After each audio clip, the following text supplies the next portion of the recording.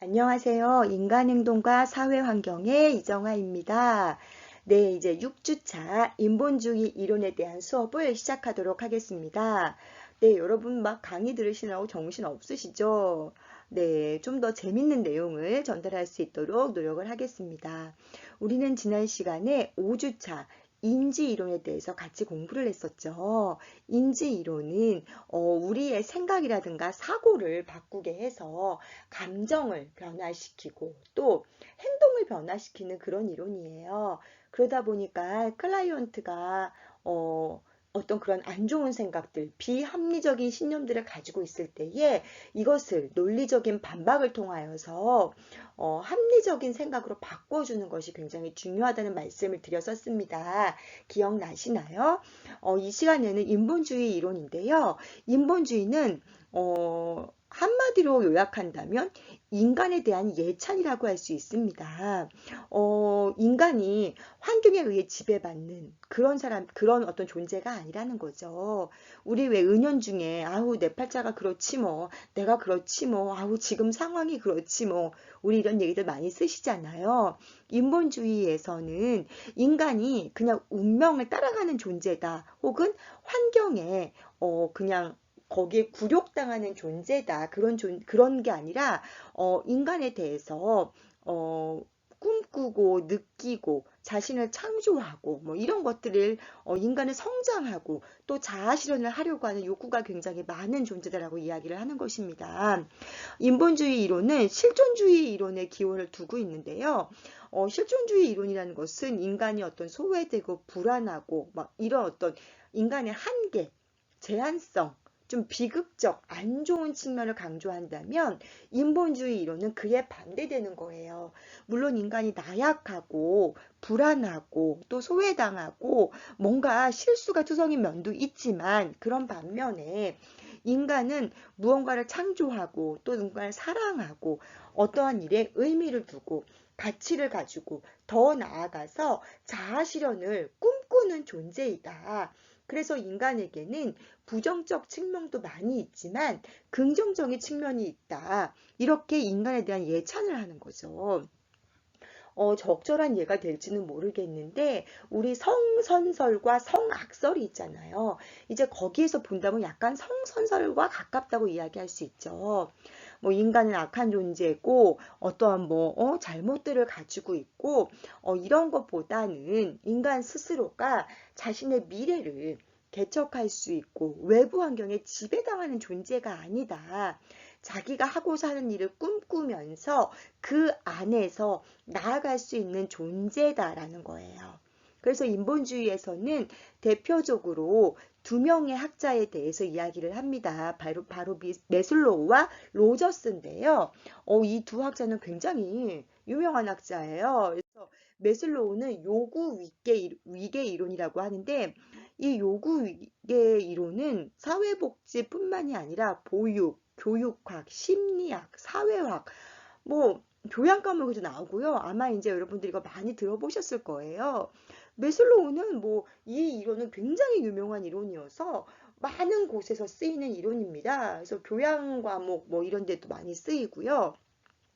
메슬로우의 욕구 위계 이론 이런 거에 대해서 이제 이 시간에 6주차 첫 시간으로 함께 공부를 해보려고 합니다.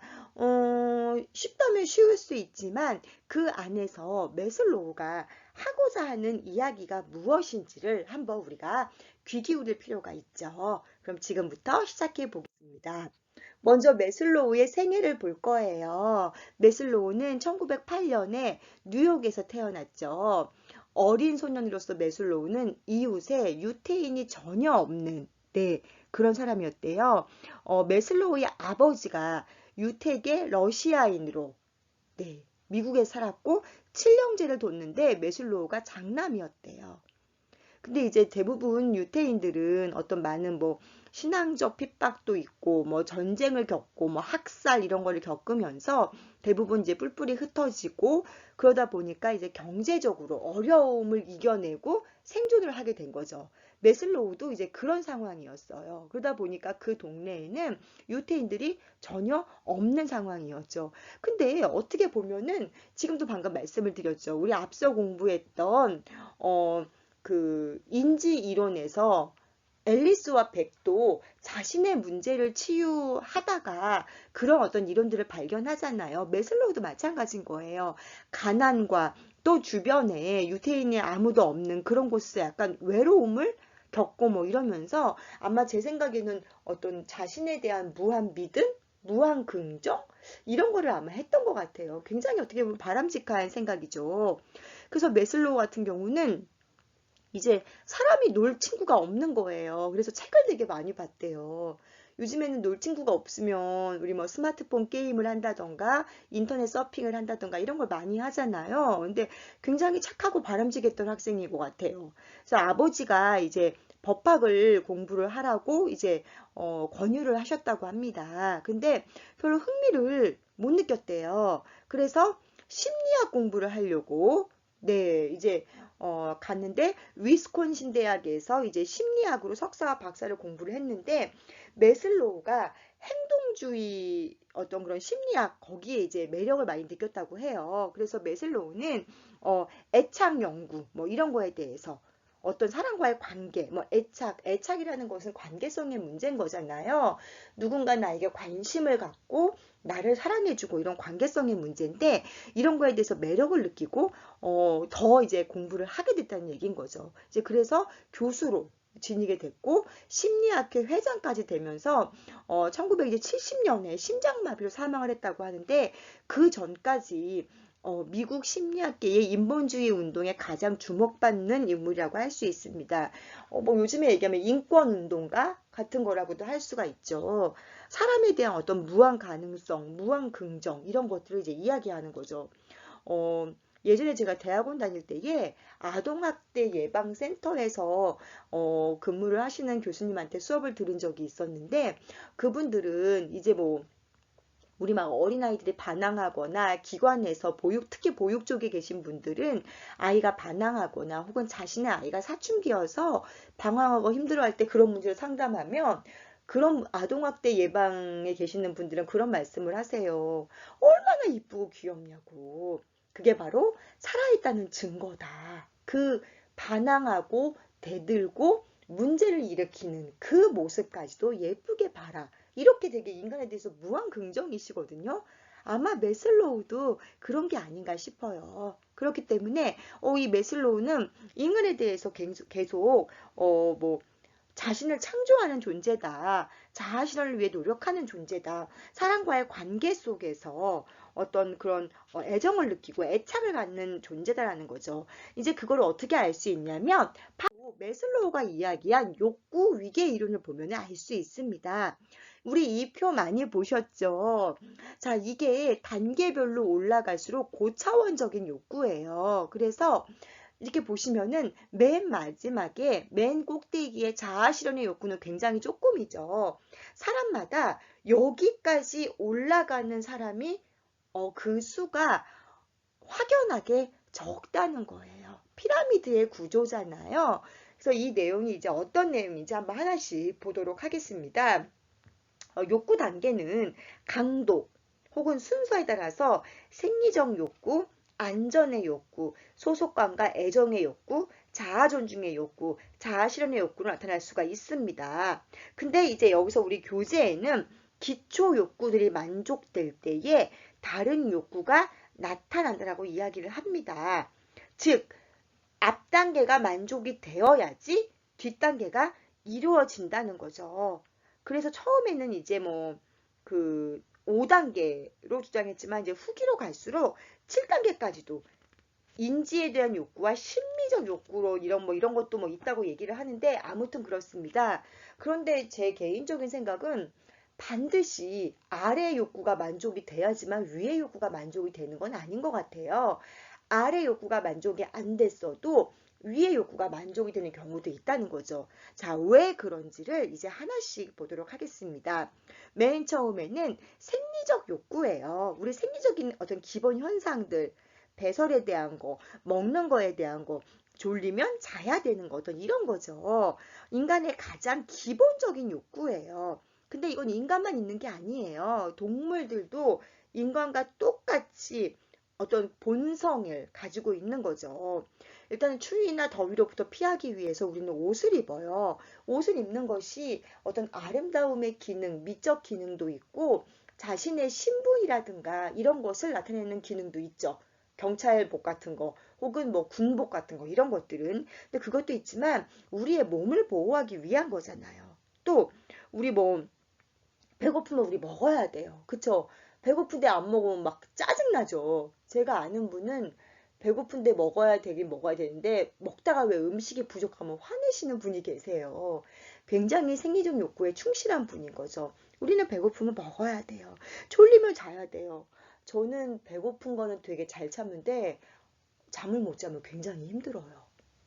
막 졸려가지고, 네, 그리고 저는 더위는 그래도 잘 참지 전 추위를 못 참아요. 네, 이런 것들 생리적인 욕구인 거죠. 이러한 생리적 욕구는 유기체의 생물학적 유지와 관련이 있는 거예요. 생리적 욕구가 해결이 안 되면 어떻게 유기체가 살아가겠어요? 배고픈데 음식이 공급되지 않는다던가 잠을 계속 안 자면 어떻게 살아가요? 그쵸? 그렇기 때문에 이거는 이 기본적인 생리적인 욕구가 충족되지 않으면 그 다음 욕구로 갈 수가 없다는 거예요. 왜냐하면 유기체가 살아갈 수 없기 때문에 생리적인 욕구가 해결이 안 되면서도 과연 이게 위에 있게 해결될까? 이런 문제가 있는 거죠. 자, 그 다음은 안전에 대한 욕구입니다. 일단 생리적인 욕구는 생명력과 관계가 있는 거예요. 유기체에. 밥을 안 먹거나 잠을 안 자면 죽을 수도 있기 때문에. 근데 일단은 좀 살고 보자. 이제 살고 났더니 안전하고 싶은 거예요. 그러다 보니까 생명에 대한 위협으로부터 좀 안전하고 싶고 정신적, 육체적으로 좀 안전하고 싶은 거죠. 혹은 뭐 전쟁이라든가 뭐 사고에 대해서 우리 좀 안전하고 싶은 마음들이 있잖아요. 근데 지금 당장 밥을 굶고 있고 잠을 자지 않고 있고 혹은 배설을 하고 있지 않는데 안전의 욕구를 생각할 수는 없다는 거예요. 근데 이제 일단은 생리적 욕구가 해결되면 삶과 죽음의 갈림길에 있는 건 아니잖아요. 일단 살았어요. 이제 그다음부터 우리는 안전의 욕구에 대한 욕구가 있다는 거예요. 어떤 뭐 성인기에, 그러니까 유아기 때의 안전에 대한 욕구는 뭐 부모님이 없는 낯선 곳에 혼자 버려지거나 아무도 없는 방에 혼자 있거나 뭐 이런 거지만 성인기에 대한 안전의 욕구는 단순히 사고로부터 안전 이게 아니라 직업에 대한 안정성, 안정된 직장을 원하는 거죠. 또 월급이 많든 적든 간에 고정적인 수입을 통해서 내 생활이 좀 유지가 돼야 되는 거예요.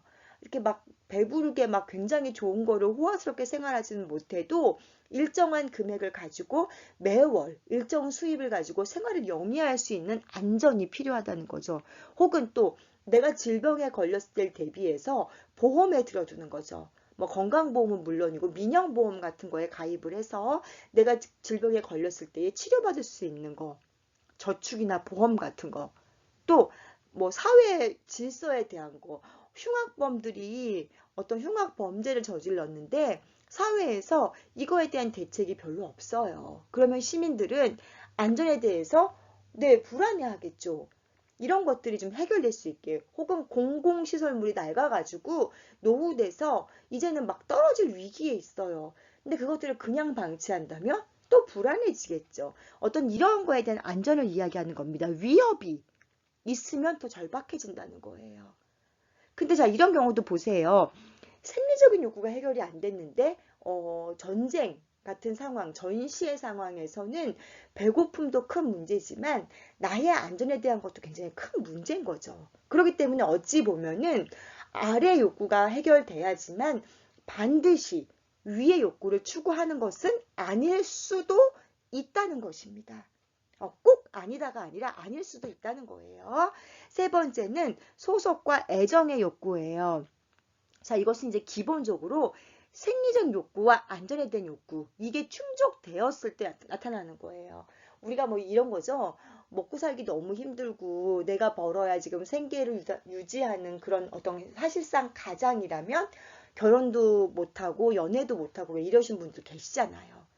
생리적인 욕구와 안전에 대한 욕구가 해결이 안 됐기 때문에 그 위 고차원적인 소속과 애정에 대한 욕구를 생각할 수가 없다는 거예요. 이것도 지금 해결이 안 된 상태니까.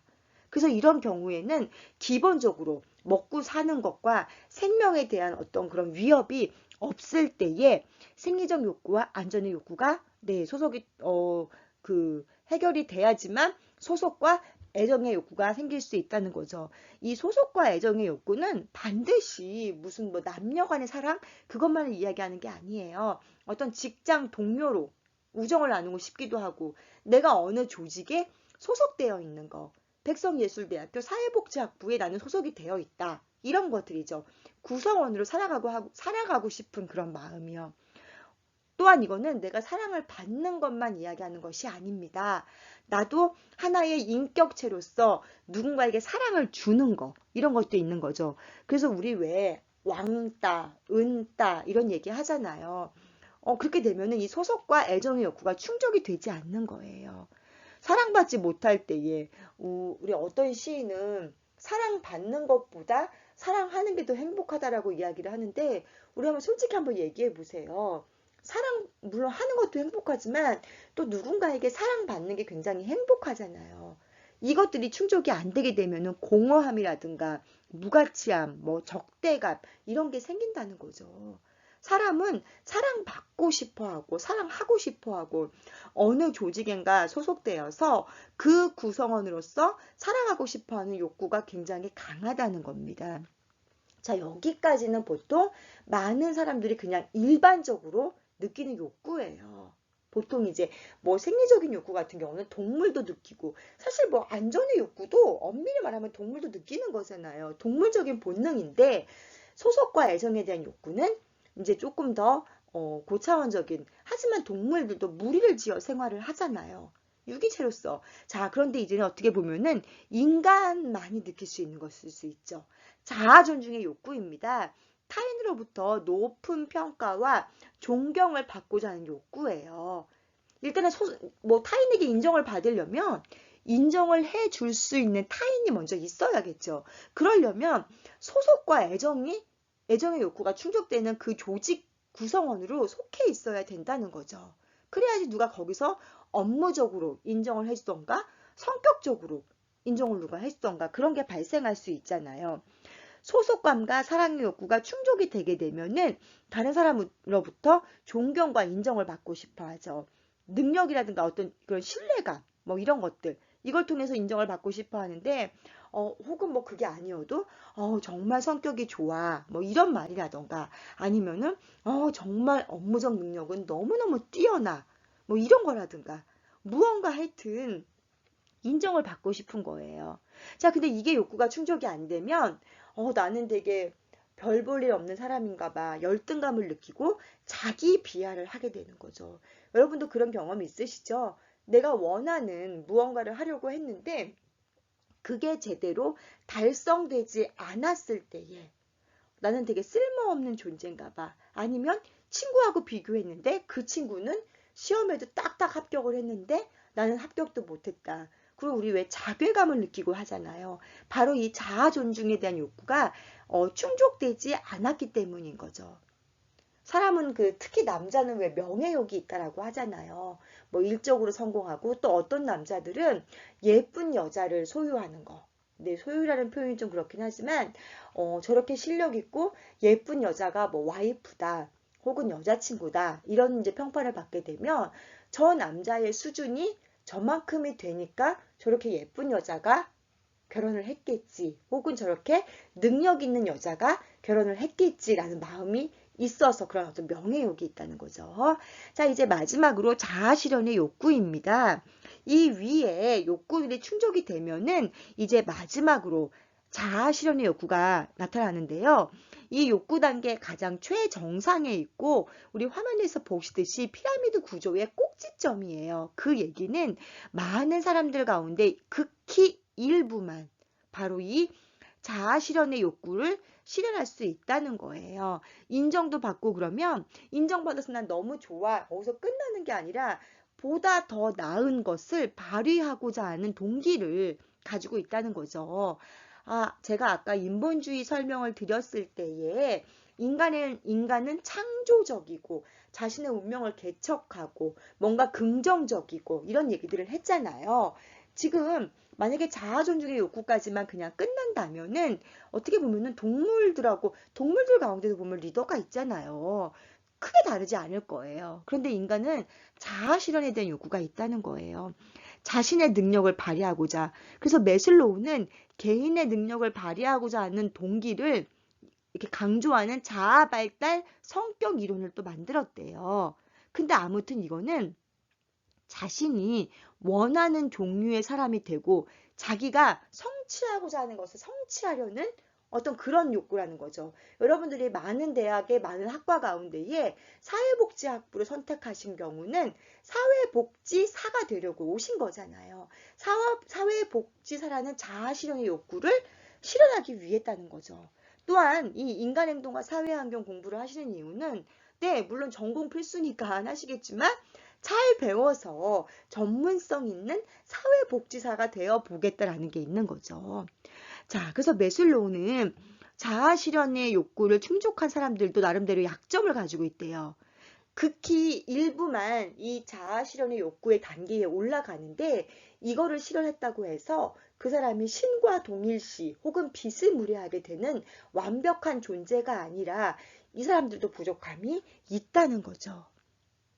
그리고 또 한 가지는 이 자아 실현을 하는 사람도 있지만 그냥 어떤 그 생존의 문제에 있어서 혹은 뭐 직업에 대해서 아니면은 보다 나은 삶을 살기 위해서 뭔가를 공부하고 더 고차원적인 학문을 탐구하고 그런 사람도 있지만 정말 이름 없이 값도 없이 아무도 알아주지 않는 봉사활동이라든가 구제활동 이런 거를 하시는 분도 있다는 거예요.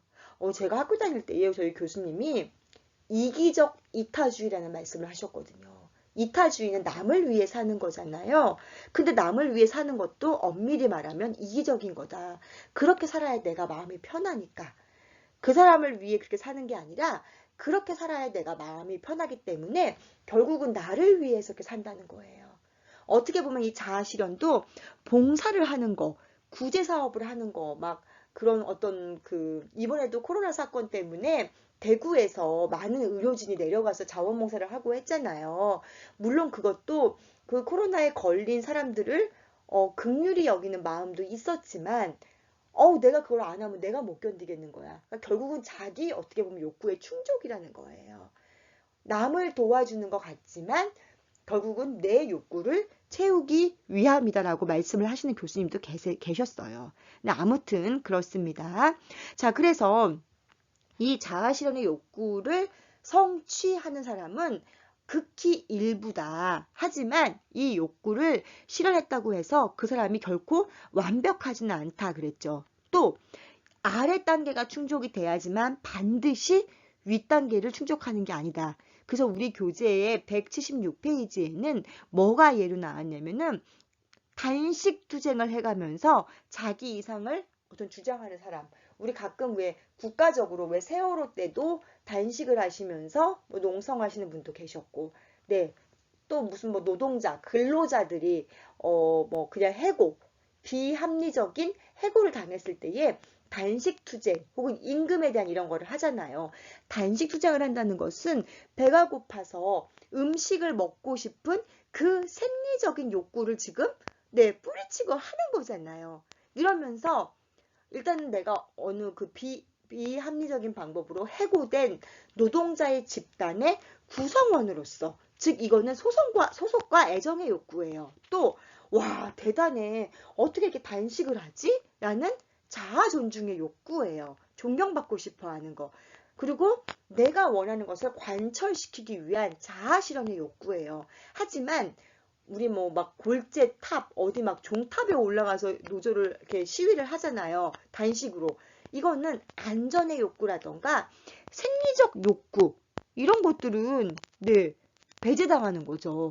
소속과 애정의 욕구, 자아 존중의 욕구, 자아 실현의 욕구 요 세 가지만 지금 가지고 한다는 거예요. 또 우리 교재에는 뭐가 이해가 나오냐면 나라를 위해 목숨을 걸고 참전하는 사람들.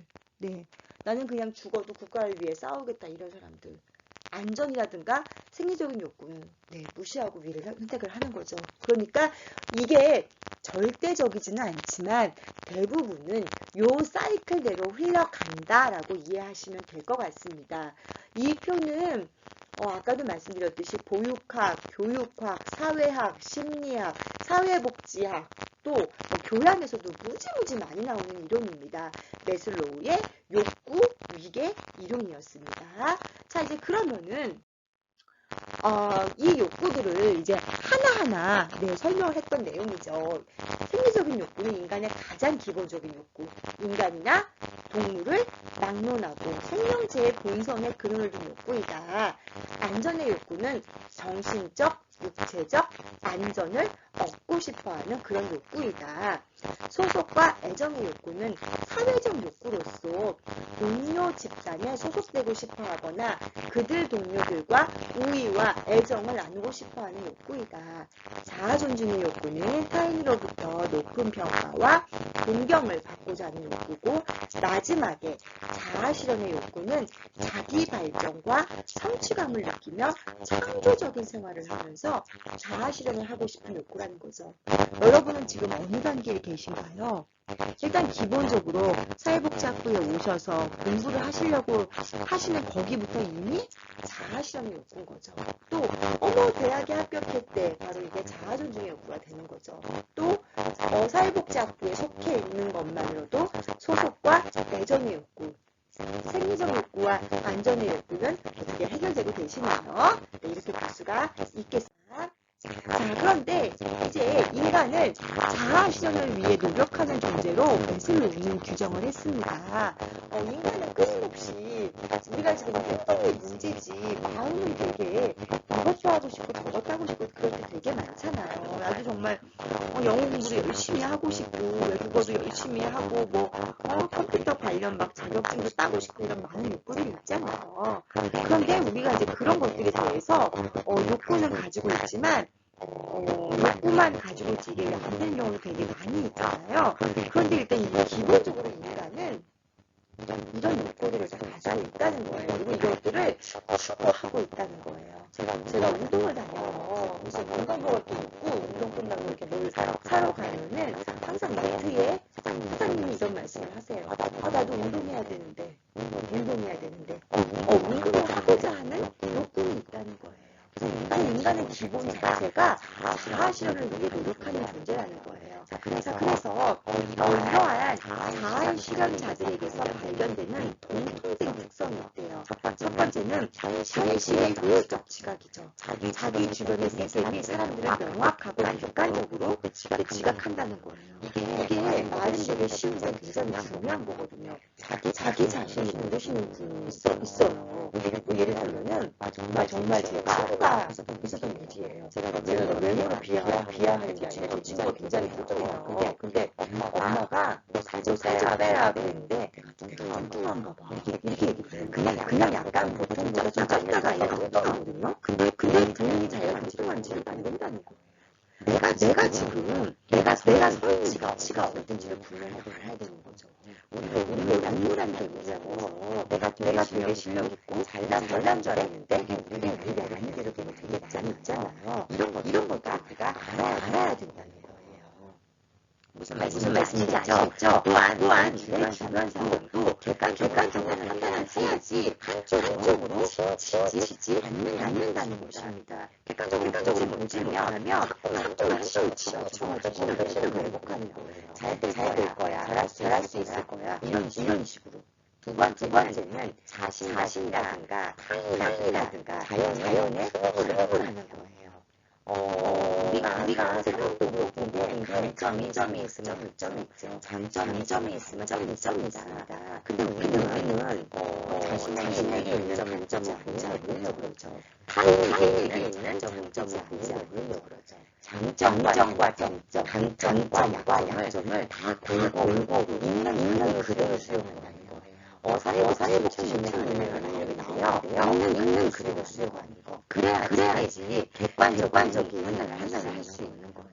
또 우리가 다른 사람에 대해서 굉장히 엄격해서 자신에 대해서 연대한 사람이 있죠. 내가 한 실수는 그럴 수 있는 거야. 요즘에 한참 유행하는 내로남불. 저는 내로남불이라는 사자성어인데요. 그랬더니 내가 하면 로맨스, 남이 하면 그 말에 줄임말이에요.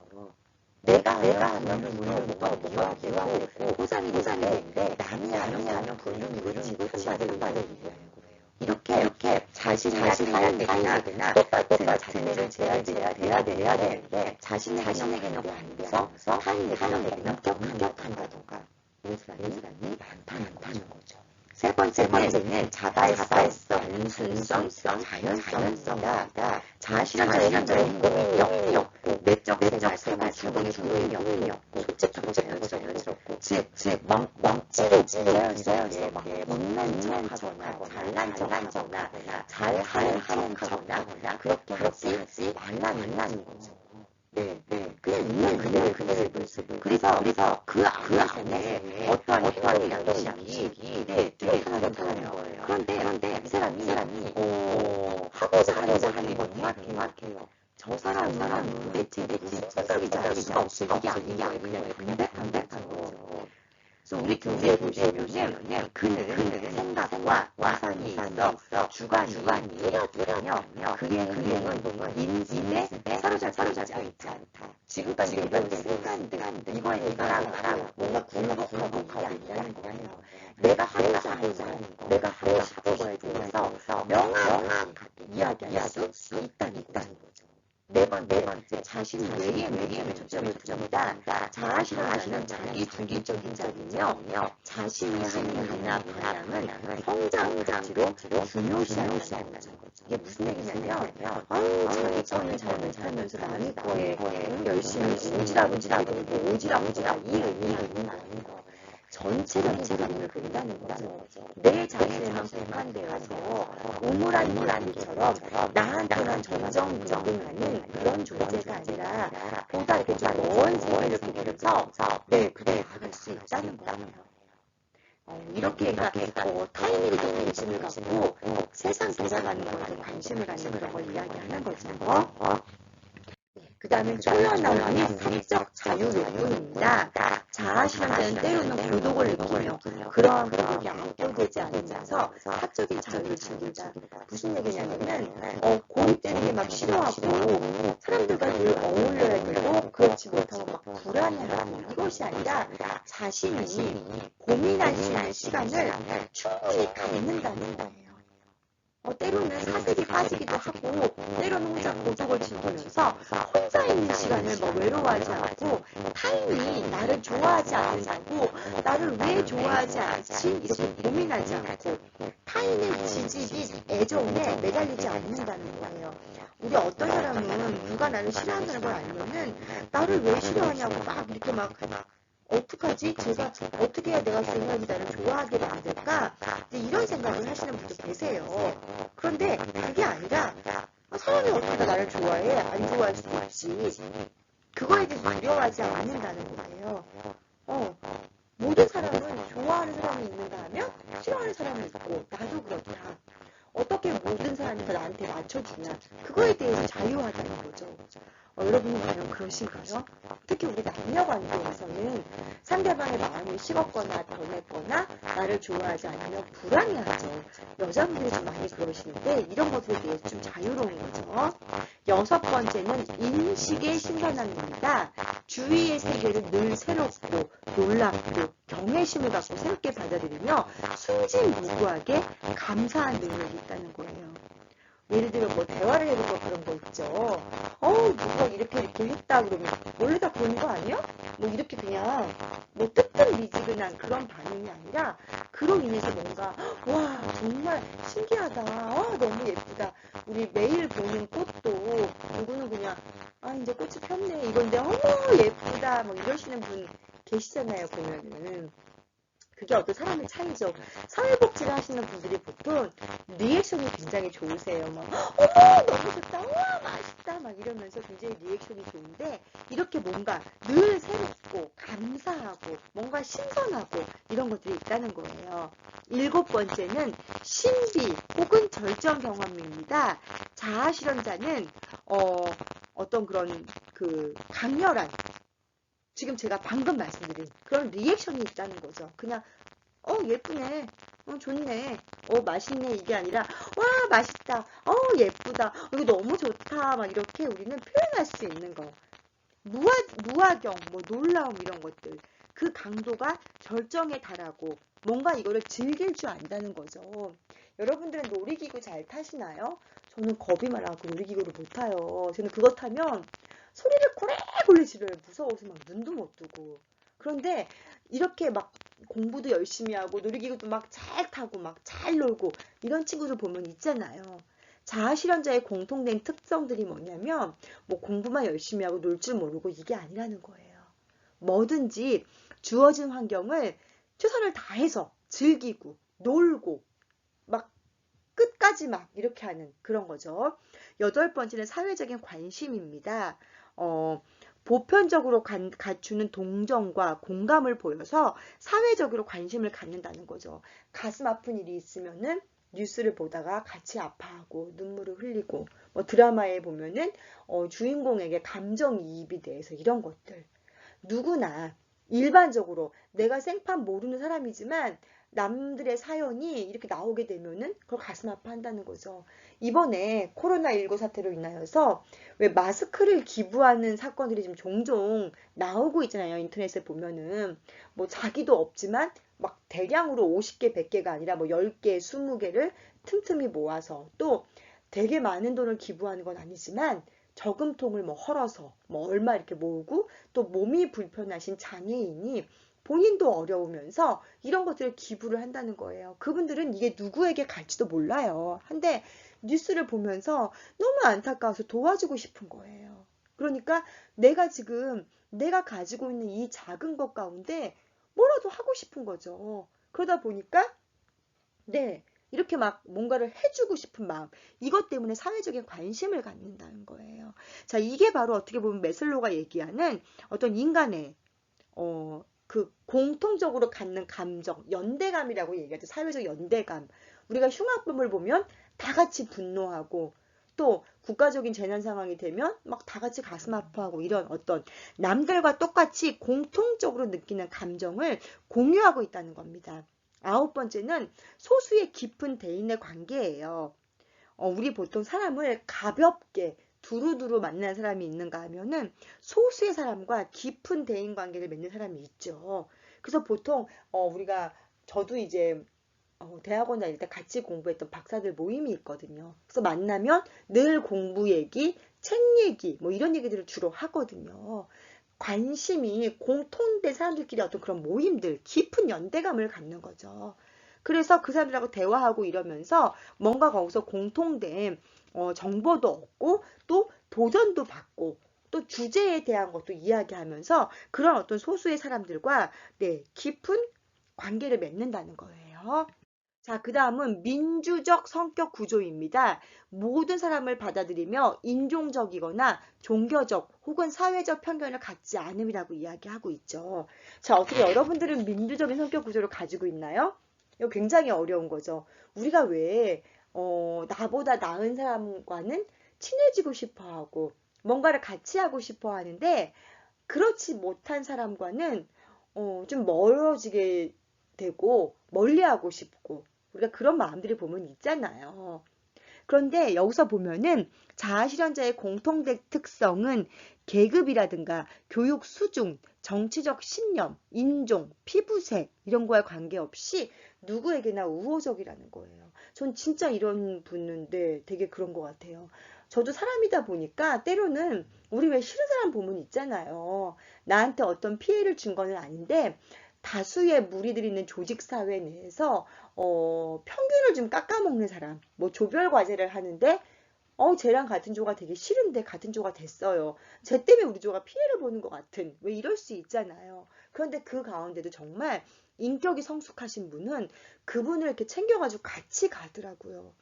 네, 저도 자아실현자는 아닌가 봐요. 저도 이게 잘 안 되는데, 이렇게, 모든 사람을 받아들이며 차별하지 않는다는 거죠. 진짜 훌륭하신 분 같아요. 그런 분 보면은, 우리 사람이 강자한테 약하고, 약자한테 강한 게 보통 일반적이거든요. 근데 그렇지 않다는 거죠. 그럴 수 있다는 게 정말 대단한 것 같습니다. 11번째는 창의적이에요. 자기 분야에 있어서 창의성과 독창성을 갖고 있으며 모든 활동 속에서 적응력이 있고 자발적이며 실수를 두려워하지 않는다는 거죠. 우리 인지 이론에서 제가 말씀드렸던 예였죠. 자기소개를 하는데 실수를 했어요. 대부분의 사람은 내가 왜 그랬을까? 망했어 이러면서 그거를 계속 곱씹으면서 막 가슴 아파하고 속상해하고 기가 죽고 의기소침해 있죠. 그런데 자아실현자들은 그렇지 않다는 거예요. 실수를 두려워하지 않고 그냥 도전을 해보는 거예요. 실수하면 다시 하면 되지 뭐. 안 되면 다시 하지 뭐. 이거 한번 해볼까? 이런 것들. 그리고 어떠한 상황이 돼도 그 상황에 적응을 하려고 빨리 노력을 하는 거죠. 네, 저는 좀 낯가림이 심해서 낯선 환경에 적응을 잘 못하거든요.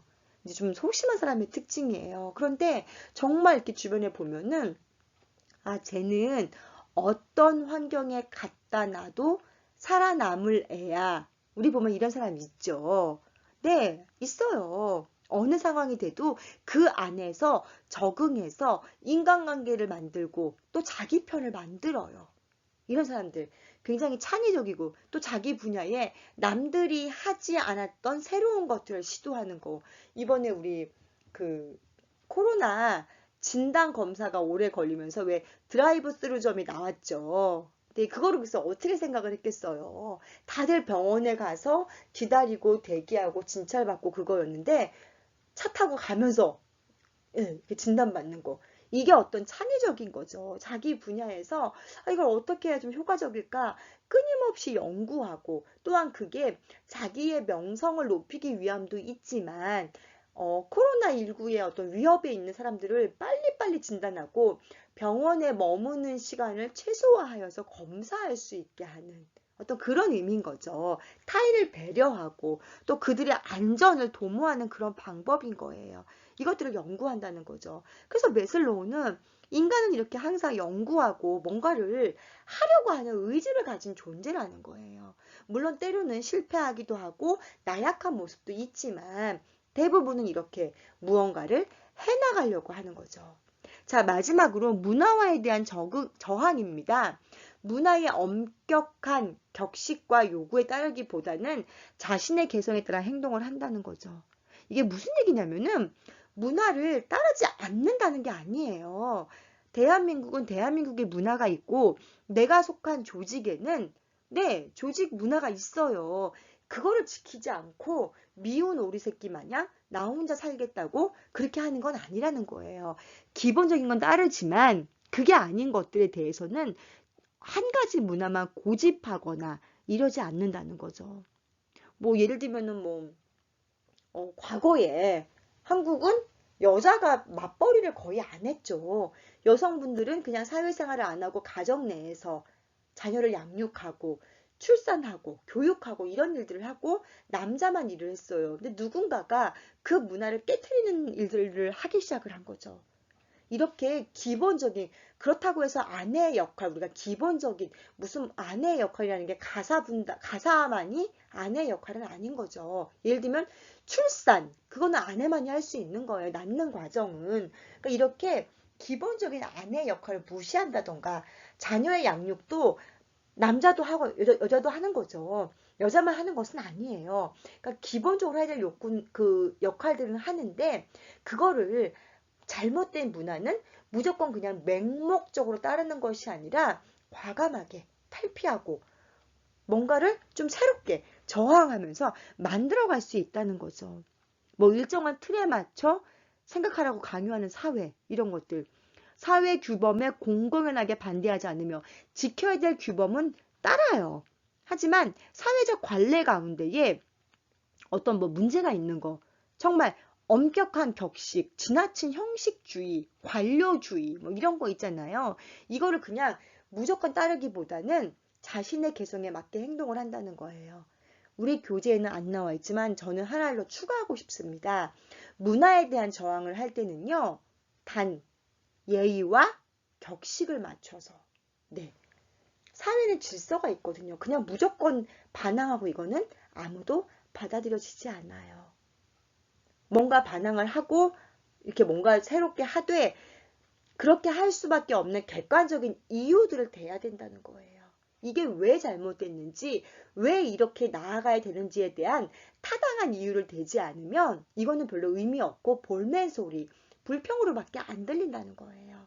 그렇기 때문에 자신의 개성에 따라서 무언가를 요구하고 움직일 때는 왜 이것을 해야 되는지에 대한 명확한 이유들을 설명할 수 있어야 된다는 거죠. 자, 여기까지가 매슬로우의 욕구 위계 이론입니다. 근데 슬라이드 수는 얼마 안 되는데 내용이 굉장히 길었죠. 네, 굉장히 중요한 거고. 그래서 매슬로우는 인간에 대해서 인간은 스스로 할 수 있는 존재야 창조적이고 뭔가 새로운 것을 만들어내고 또 끊임없이 고민하고 그러면서 매슬로우는 지금 그리고 여기를 강조했어요. 현재가 중요하다는 거예요. 내가 있는 장소와 내가 지금 있는 이 순간, 과거에 얽매여 사는 사람이 있는가 하면은 미래를 쫓아가지고 허황된 꿈에 또 얽매여 있는 사람이 있죠. 매슬로우는 현재를 중요하게 생각했습니다. 사실 저도 좀 과거에 많이 매여 있는 편이긴 하거든요. 지금 현재 내 앞에 있는 거, 내 주변에 있는 사람들, 내가 소속되어 있는 집단, 이것이 소중하다는 거죠. 네. 6주 첫 번째 시간 여기까지고요. 우리 이제 두 번째 시간에서는 로저스의 현상학 이론에 대해서 같이 공부를 해보도록 하겠습니다. 여러분 수고 많으셨습니다. 감사합니다.